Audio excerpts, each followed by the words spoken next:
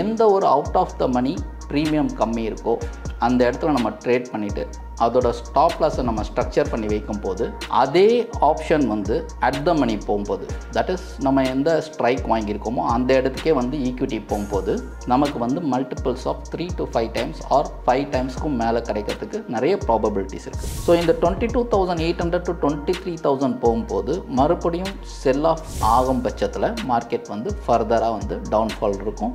So இப்போ FMCG பொறுத்த அளவுக்கு the leaders of the company வந்து நம்ம செலக்ட் பண்ணுறது ஆல்வேஸ் பெட்டர். ஏன்னா லீடர்ஸ் தான் ஃபஸ்ட்டு வந்து மூவ் ஆவாங்க எப்போவுமே.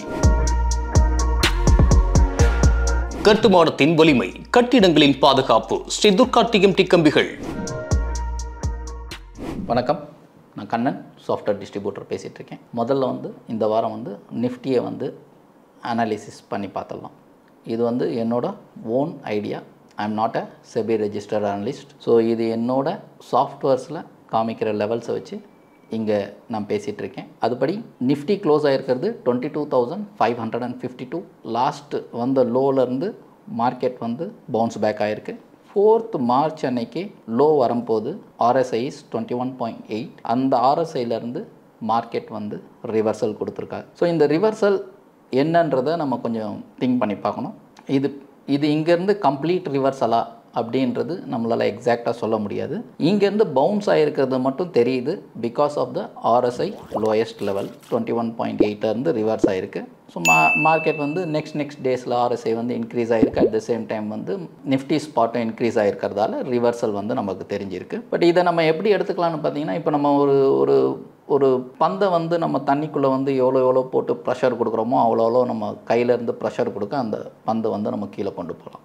ஸோ பந்திலேருந்து கையை எடுத்துட்டோம்னா அது ஆட்டோமேட்டிக்காக ரிவர்ஸ் ஆகும். ஸோ இது எதுக்கு சொல்கிறேன்னா, ஒரு செல் ஆஃப்ன்றது எஃப்ஐயோட கம்ப்ளீட் செல் ஆஃப்ன்றது ஒரு ப்ரெஷர் கொடுத்து போனாலும் ஒரு லெவலுக்கு போயாச்சுன்னா அங்கேருந்து வந்து திரும்ப கீழே விழுறதுக்கு probabilities are very very less. அதனால் கொஞ்சம் மேலே வரும். அதுக்கப்புறம் வந்து மார்க்கெட்டோட சென்டிமெண்ட்ஸு, அதுக்கப்புறம் நியூஸ், இதெல்லாம் பேஸ் பண்ணி தான் வந்து இங்கேருந்து மார்க்கெட் வந்து கம்ப்ளீட்டாக ஃப்ளை ஆக போதா இல்லை எங்கேயாவது ரெசிஸ்டன்ஸ் இருக்குதான்றதையும் நம்ம தெரிஞ்சுக்கணும். ஸோ இந்த சார்ட் அனாலிசிஸ் பொறுத்த அளவுக்கு டைட் ரெசிஸ்டன்சஸ் எங்கே இருக்குது அப்படின்னு பார்த்தோம்னா 22,800 to 23,000 லெவல்ஸில் வந்து கொஞ்சம் டைட் ரெசிஸ்டன்ஸ் இருக்குது. ஸோ இந்த இடம் போகும்போது நான் எக்ஸ்பெக்ட் பண்ணுறது RSI வந்து இன் பிட்வீன் 50 to 60 அந்த ரேஞ்சுக்குள்ளே RSI வர்றதுக்கு ப்ராபபிலிட்டிஸ் ஆர் மோர். ஸோ இந்த 22,800 to 23,000 போகும்போது மறுபடியும் செல் ஆஃப் ஆகும் பட்சத்தில் மார்க்கெட் வந்து ஃபர்தராக வந்து டவுன்ஃபால் இருக்கும்.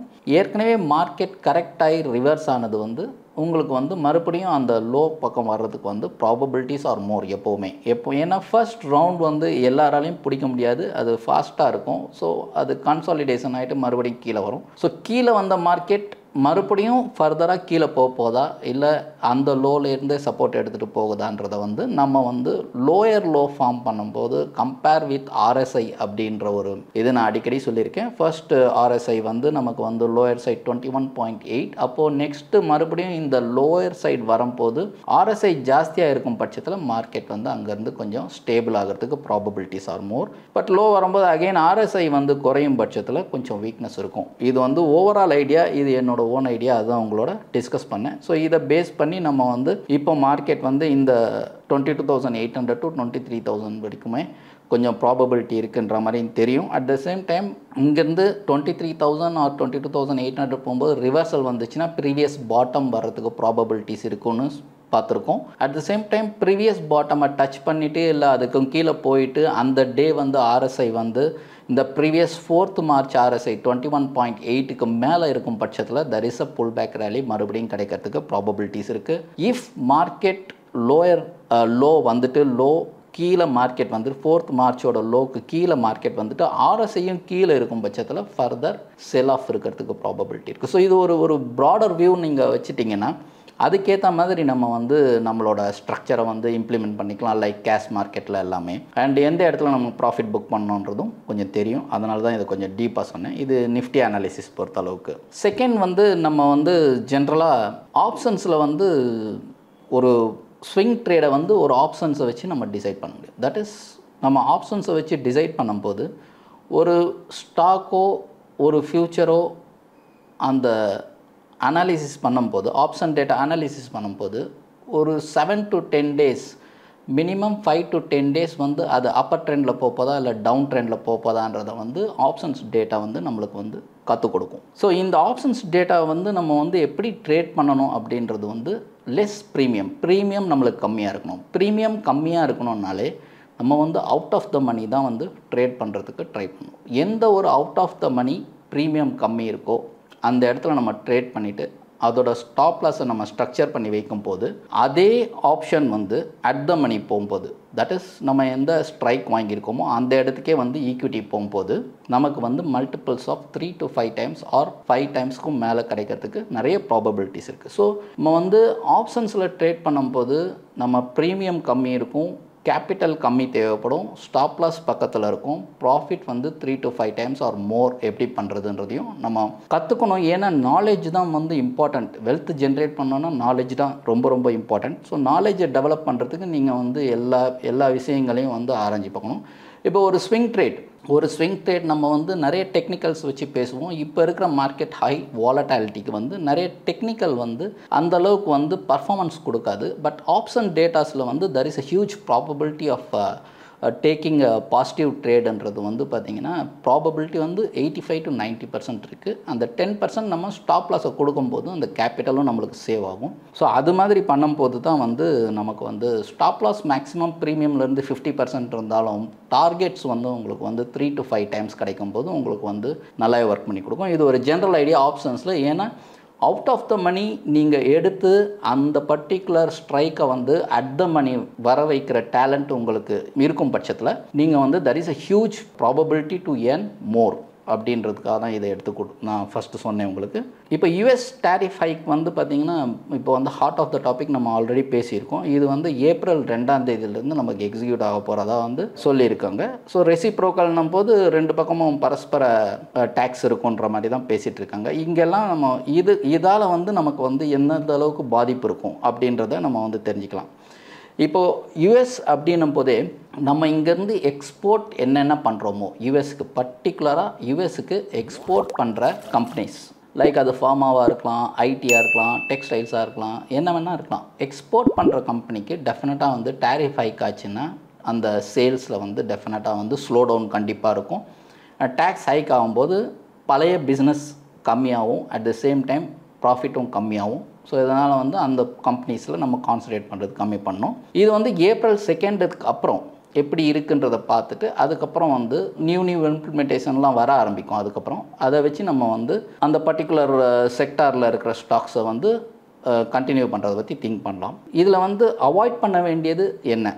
இப்போ இருக்கிற மார்க்கெட்டுக்கு யூஎஸ் டேரிஃப் பேஸ் பண்ணி இருக்கிற மார்க்கெட்டுக்கு வந்து அவாய்ட் பண்ண வேண்டியது அப்படின்ற என்னென்னா ஃபார்மா வந்து ஃபஸ்ட்டு ஃபார்மா எக்ஸ்போர்ட்டர்ஸ்னால் எந்த ஒரு ஃபார்மா கம்பெனி வந்து மேக்ஸிமம் பர்சன்டேஜ் ஆஃப் சேல்ஸ் வந்து யூஎஸில் இருக்கோ அது வந்து நம்ம ஸ்க்ரீனரில் பார்த்தா தெரியும்.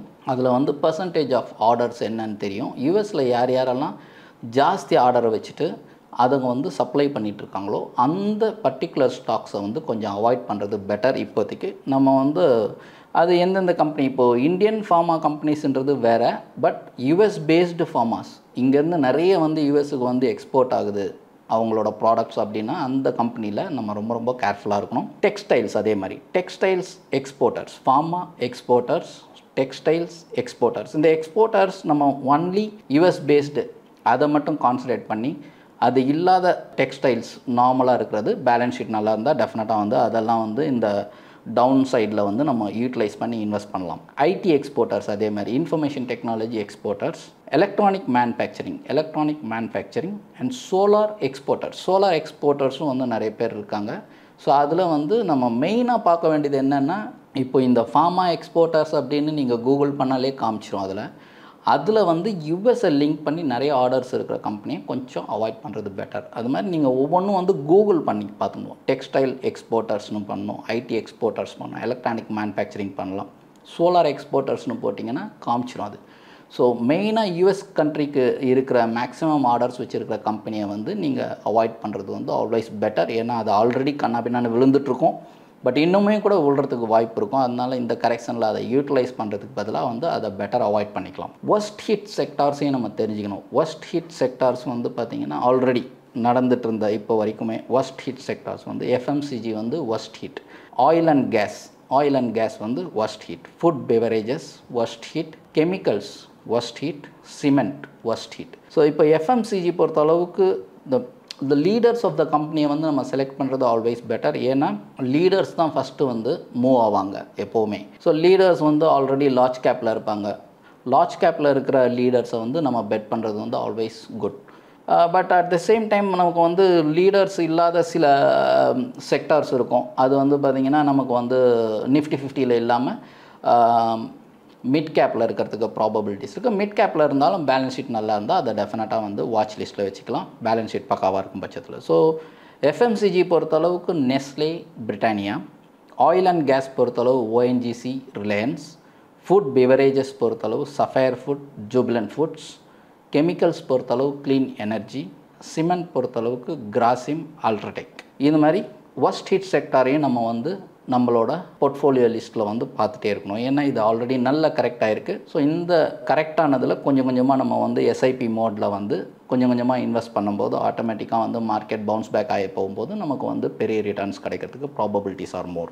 அடுத்து 2025 வந்து எந்த செக்டார்ஸ் வந்து கொஞ்சம் பெட்டராக பர்ஃபார்ம் பண்ணும் அப்படின்றது, ஷ்ரிம்ப், இந்த இறால் எக்ஸ்போர்ட் பண்ணுறது அந்த மாதிரி எல்லாம் இருக்கும். ஸோ இதுலேயும் பர்டிகுலராக வந்து US பேஸ்டில் இருந்ததுன்னா அதை கொஞ்சம் அவாய்ட் பண்ணிக்கலாம். Oil and gas sector, health care, private banking, chemicals, FMCG, infrastructure, real estate and capital goods, இதில் எல்லாமே வந்து நம்ம வந்து கரெக்ஷன்ஸில் எவ்வளோ கீழே வருதுன்னு பார்த்துட்டு பாட்டம் சைடில் நல்ல ஒரு ஃபண்டமெண்டலி ஸ்ட்ராங் கம்பெனியை செலக்ட் பண்ணிவிட்டு அந்த கம்பெனியை வந்து நம்ம வந்து எஸ்ஐபி மோடில் இன்வெஸ்ட் பண்ணிட்டே போனோம். ஸோ இது வந்து உங்களுக்கு ஜென்ரலாக தெரிஞ்சுக்கிறதுக்காக தான் வந்து இந்த செக்டார்ஸை வந்து சொல்கிறோம். இந்த செக்டார்ஸில் வந்து த ப்ராபபிலிட்டி ஆஃப் ப்ராஃபிட் மேக்கிங்ன்றது வந்து கொஞ்சம் ஜாஸ்தி இருக்கிறதால இதிலெல்லாம் வந்து சான்சஸ் ஆர் மோர் அப்படின்ற மாதிரி வச்சுக்கலாம். இதில் பேங்கிங் பொறுத்தளவு, ப்ரைவேட் பேங்கிங் பொறுத்தளவுக்கு பேங்கிங் செக்டர் ரொம்ப ரொம்ப இம்பார்ட்டண்ட். ஏன்னா இந்த தடவை பட்ஜெட்டில் வந்து பேங்கிங்கில் லிக்விடிட்டி கொடுக்குறதா சொல்லியிருக்காங்க. அண்டு RBI ரெப்போ ரேட் வந்து 0.25 வந்து இன்க்ரீஸ் பண்ணியிருக்காங்க. இது எல்லாமே வந்து பேங்கிங்க்கு வந்து ரொம்ப ரொம்ப நல்ல இன்ஃபர்மேஷன். ஸோ பேங்கிங் பொறுத்தளவுக்கு ICICI bank, axis bank, HDFC bank, SBI, இந்த 4 பேங்க்கு கான்சன்ட்ரேட் பண்ணலாம். அண்டு ப்ரைவேட் பேங்கிங் அப்படின்னு பார்க்கும்போது AU பேங்க் வந்து இன்டர்நேஷ்னல் பேங்கிங் அந்த ஒரு ப்ராசஸ் போயிட்டுருக்கு. அது மேபி அது ஓகே ஆகிடுச்சுன்னா AU பேங்க் வந்து நல்ல ஒரு ஸ்ட்ரக்சரல் சேஞ்ச் கண்டிப்பாக வரும். ஸோ பேங்கிங் அண்ட் NBFC பொறுத்தளவுக்கு நம்ம வந்து NBFCயில் இம்பார்ட்டண்ட்டாக வாட்ச் பண்ண வேண்டியது பஜாஜ் ஃபினான்ஸ். அதெல்லாம் வந்து NBFCயில் வந்து நமக்கு பெட்டர் ரிட்டர்ன்ஸ் கொடுக்கறதுக்கு probabilities R more. And cement sector பொறுத்தளவு சிமெண்ட்டும் வந்து worst ஹிட்டில் தான் இருக்குது. ஸோ சிமெண்ட்ஸ் பொறுத்தளவுக்கு கிராசிம், அம்புஜா, ACC, இதை கான்சன்ட்ரேட் பண்ணலாம். கேபிட்டல் கூட்ஸ் பொறுத்தளவுக்கு L&T, ITD சிமெண்டேஷன், இந்த ரெண்டுத்தையும் வந்து நம்ம வந்து டெஃபினட்டாக வந்து பாட்டம் சைடு வரும்போது கொஞ்சம் கொஞ்சமாக அக்குமுலேட் பண்ண ட்ரை பண்ணலாம். அண்ட் ரினியூவபிள் எனர்ஜி பொறுத்தளவு சுஸ்லான் அண்ட் ஐநாக்ஸ் விண்ட், இதையும் வந்து நம்ம க்ளோஸாக வாட்ச் பண்ணி இது பண்ணலாம். ஸோ இன்றைக்கி டிஸ்கஸ் பண்ண கவுண்டர்ஸ் எல்லாமே என்னோடய இண்டிவிஜுவல் ஐடியா தான், எதுவுமே வந்து ரெக்கமெண்டேஷன்ஸ் எல்லாம் கிடையாது.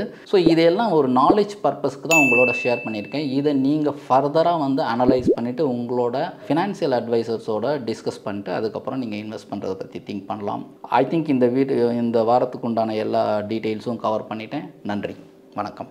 இந்த வீடியோ உங்களுக்கு பிடிச்சிருந்தா லைக் பண்ணுங்க, ஷேர் பண்ணுங்க, கமெண்ட் பண்ணுங்க, மறக்காம பெல் பட்டனை கிளிக் பண்ணிட்டு சப்ஸ்கிரைப் பண்ணிடுங்க.